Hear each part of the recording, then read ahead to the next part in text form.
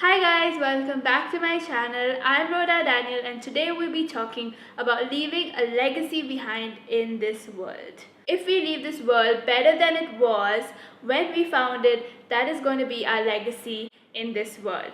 Now I'm sure none of you will disagree when I say that all of us want to leave this world better rather than worse.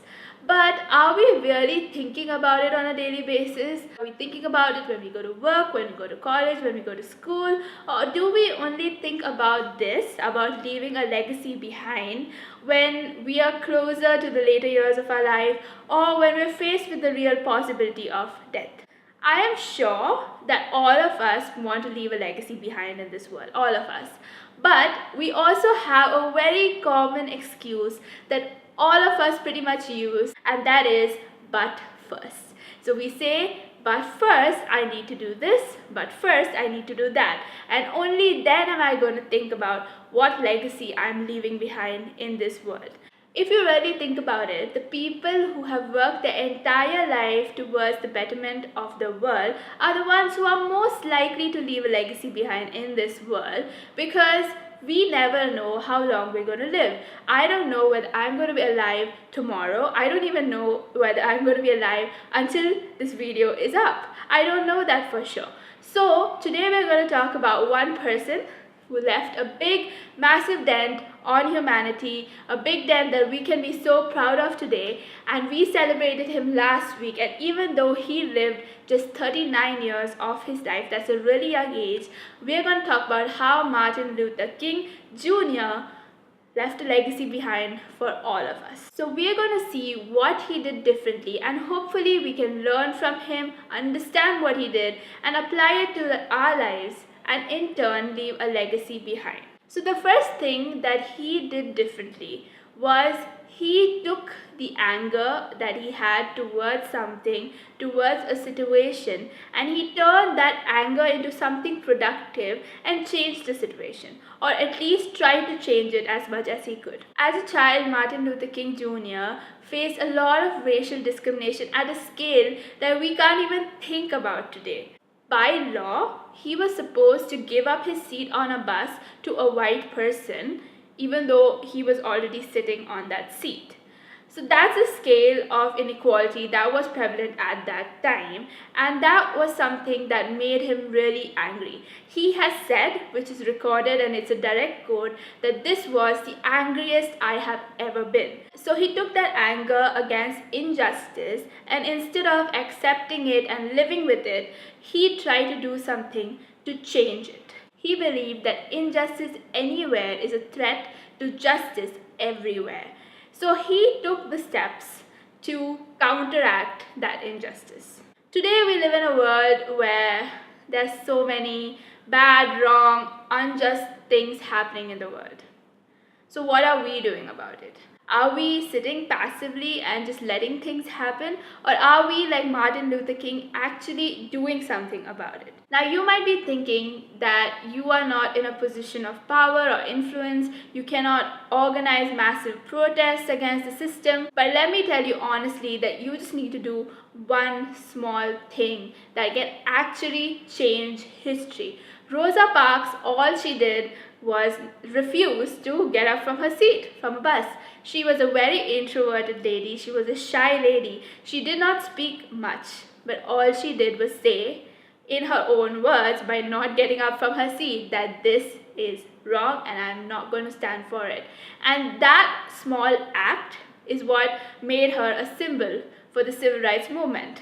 If she hadn't done that, there might have not been many others who would have stood up, because just the fact that she took that step made others more confident and stronger to take the same step. So you don't need to do something big.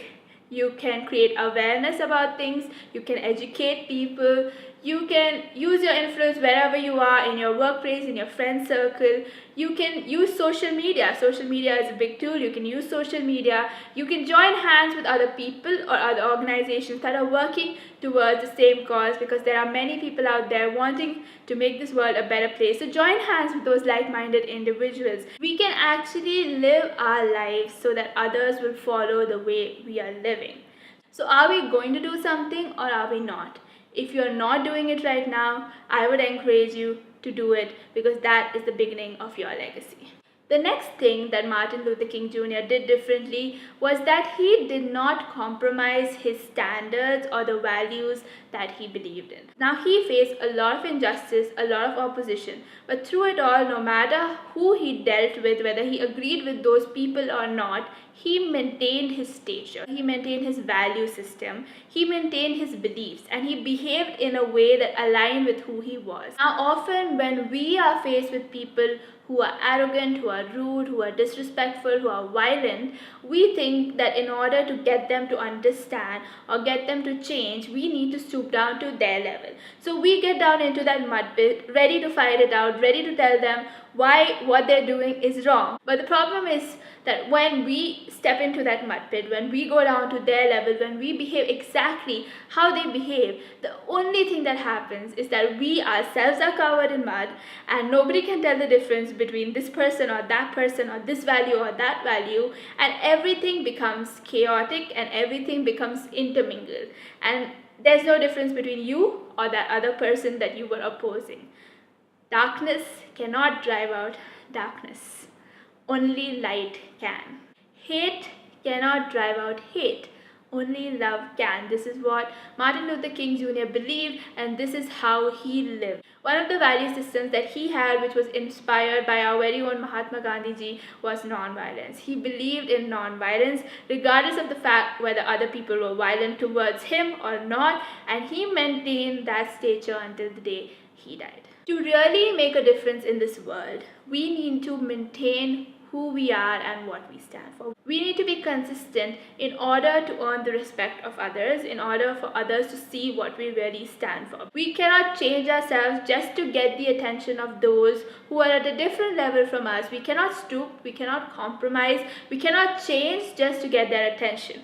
What's going to get their attention is something different, something higher, something greater, something more valuable. That's what's going to get their attention. That is when we can see things changing. That is how you are going to leave your legacy. The last thing that I'm going to talk about that Martin Luther King Jr. did differently was that he did not care about the sacrifice. From the moment he was a child to the day of his last breath, he did the one thing that he wanted to do, and that was to serve humanity. And he did not care that he had to go to jail many times. He did not care that he might be physically harmed. He did not care even if he died.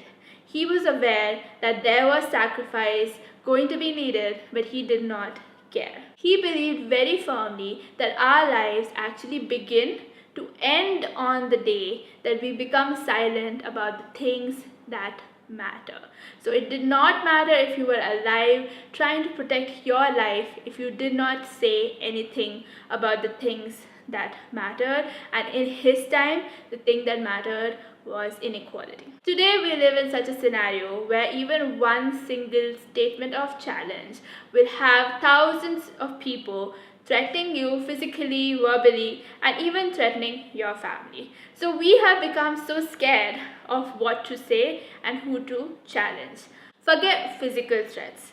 We are also afraid of any kind of verbal disagreement that others might have with us, even if it's one of the members of our family, one of the close friends that we have. If anybody says something that is different from us, we are very scared to verbalize our opinions. So what happens is there's a huge difference between who you are in public and who you are within the four walls of your home. In public, you agree with everyone, you are very diplomatic, you don't shake people up, you don't challenge anybody, you don't say anything that would offend others. But within your house, you have opinions, you have frustrations, you have desires for the world that you want to voice out. But you are so scared of what other people will think, what society will think. So what we do is we just sit quietly, passively in our homes, watching society that we deeply value, people who we deeply love, just waste away because we're too afraid to share opinions. We're too afraid to sacrifice anything from our lives. All we are is angry, frustrated, and sad at how the world is turning out. That's all we are. We're just emotion. We're not actually doing something about it. But if we stop caring about what other people will say, if we stop caring about the sacrifice it would take to make a difference, there would be more Martin Luther Kings in this world. And if there were more Martin Luther Kings in this world, there would be more changes that happen in society. And if there were more changes that happen in society, there would be more dents that would have been made in history. And if there were larger dents made in history, there would be more and more legacies that people would be leaving behind. So let me tell you this. Today, who you are matters. Today, what you do matters. Today, how you act matters. It matters today, it matters tomorrow, it will matter forever. So what are you doing with your life? What are you doing with all that you've been given? What are you doing with your time? What are you doing with your talent and your skills? What are you doing with the resources that you have been given? What are you doing today? Once upon a time, Martin Luther King Jr. was asked the question how he would like to be remembered. And he said, and I'm reading it out, "I'd like someone to mention that day that Martin Luther King Jr. tried to give his life serving others. I'd like for somebody to say that day that Martin Luther King tried to love somebody. I just want to leave a committed life behind." Are you and I leaving a committed life behind? Are you and I leaving this world a better place than what it was when we found it? If we are not, I really hope that today, after thinking about it, you will start thinking differently about how you need to live your life. Are you up for the challenge? I hope you are and are ready to take on the world and do something just like Martin Luther King Jr. did with his 39 years of life. The best way to honor his life would be to leave a legacy behind in this world, and I hope you do so. And I want to thank you for taking this time to watch this video. If you liked it, please like it, and if you want to share it with people, pass it on, because there's so much work to be done. This world needs so many people creating legacies, so share it as much as you can with the people that you love and care for, and subscribe to my channel for more challenging and uplifting content. I'm Rhoda, and I'll see you next week.